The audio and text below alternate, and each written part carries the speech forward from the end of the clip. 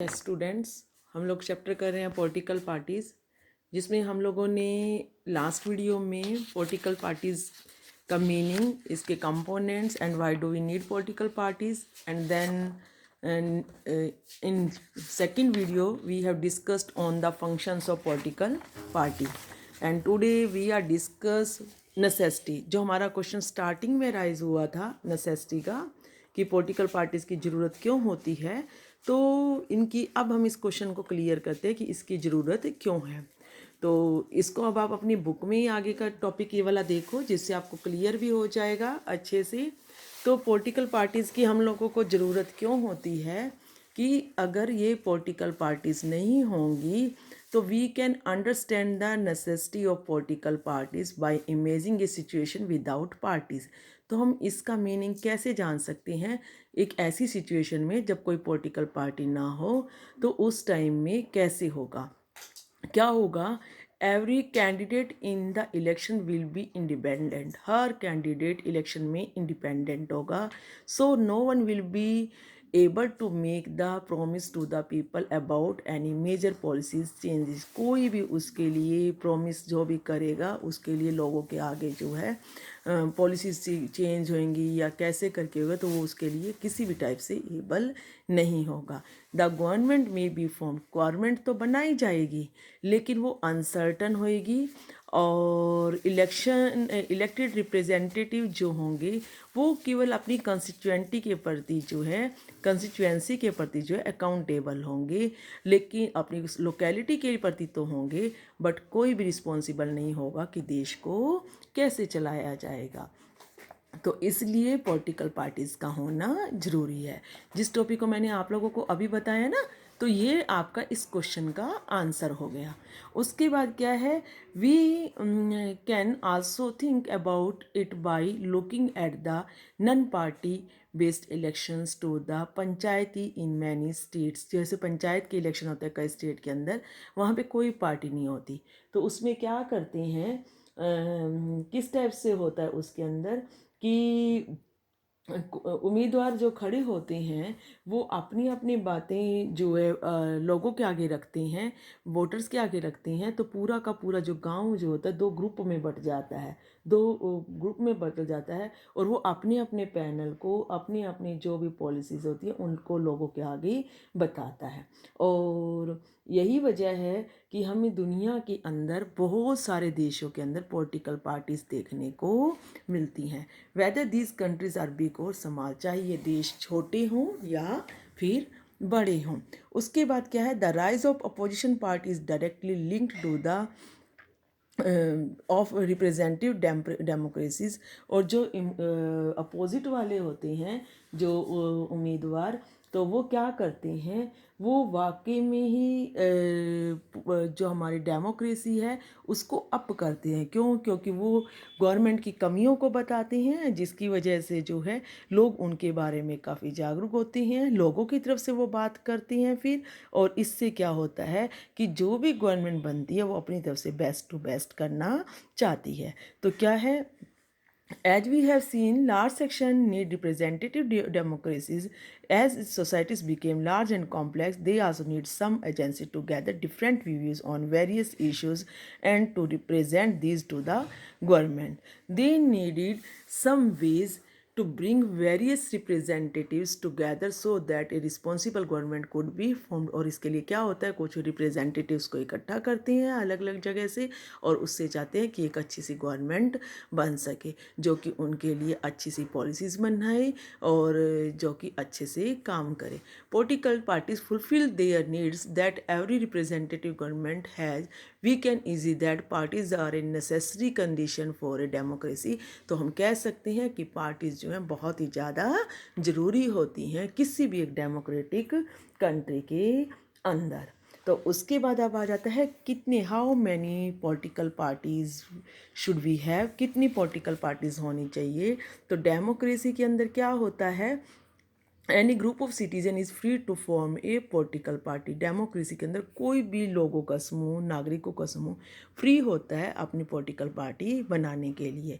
और इसी टाइप से जो है पॉलिटिकल पार्टीज़ के अकॉर्डिंग हम देखें तो इंडिया के अंदर एट प्रेजेंट एट प्रेजेंट 2021 की अकॉर्डिंग जो है पॉलिटिकल पार्टीज़ जो हैं वो काफ़ी ज़्यादा बढ़ चुकी हैं। देखो क्या है, आज के टाइम में 23 सितंबर 21 के अकॉर्डिंग 8 नेशनल पार्टीज़ बनी हुई हैं।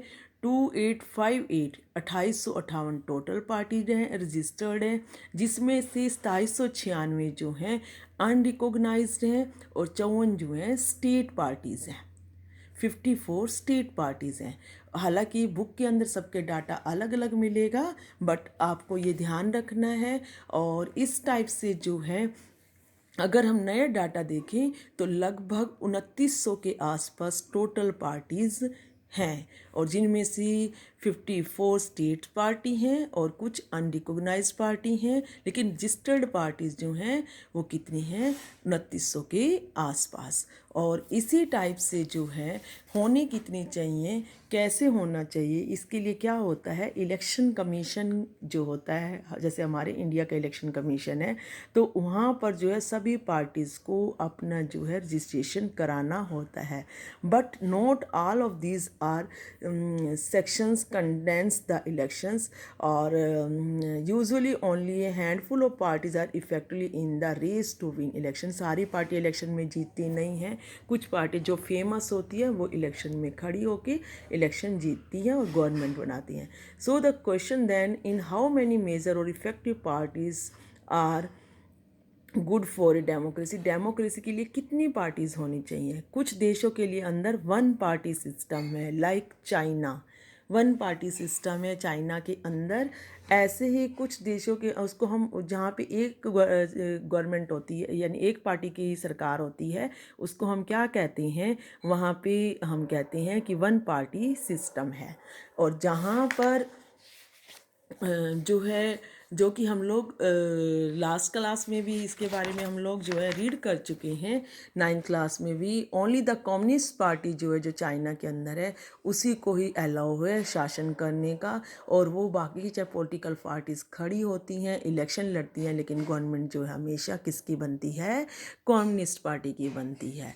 तो we can not consider one party system as a good option. हम लोग वन पार्टी सिस्टम को अच्छा पैटर्न नहीं मान सकते हैं, क्योंकि लोगों के पास कोई भी ऑप्शन नहीं होता है, तो हम इसको एक डेमोक्रेटिक ऑप्शन भी नहीं कहेंगे। और कुछ देशों के अंदर जो है 2 मेन पार्टीज़ होती हैं, और उनको हम क्या कहते हैं, 2 पार्टी सिस्टम भी बोलते हैं।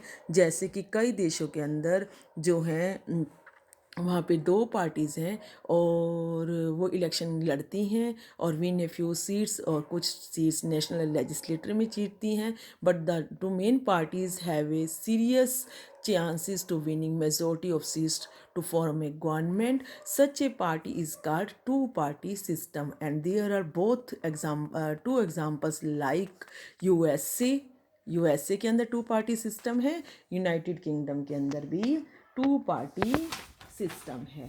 तो उसी के साथ ही नेक्स्ट क्या है, if several parties compare for power and more than 2 parties have a reasonable chance for coming to power, either on their own strength or in alliance with others, we can a multi party system। जहाँ पर 2 या 2 से ज़्यादा party election के लिए खड़ी होती हैं, और फिर उनमें से कोई एक पार्टी जीत कर गवर्नमेंट बनाती है, और अगर नहीं भी जीत पाती है तो वो दूसरी पार्टियों को अपने साथ कोलिएशन कर लेती है, तो उसके अलायंस की गवर्नमेंट बनाती है, तो हम उसे मल्टी पार्टी सिस्टम कहते हैं। जैसे कि इंडिया जो है, यहाँ पे मल्टी पार्टी सिस्टम है। यहाँ पे जैसे मैंने स्टार्टिंग में बताया है कि 8 तो हमारे इंडिया के अंदर एट प्रेजेंट जो है नेशनल पार्टीज़ हैं, और फिर उसके अलावा जो है काफ़ी सारी हम लोगों की जो है क्या है, दूसरी पार्टीज़ भी हैं राज्यों के अंदर, स्टेट पार्टी या लोकल पार्टीज़ भी हम लोग उनको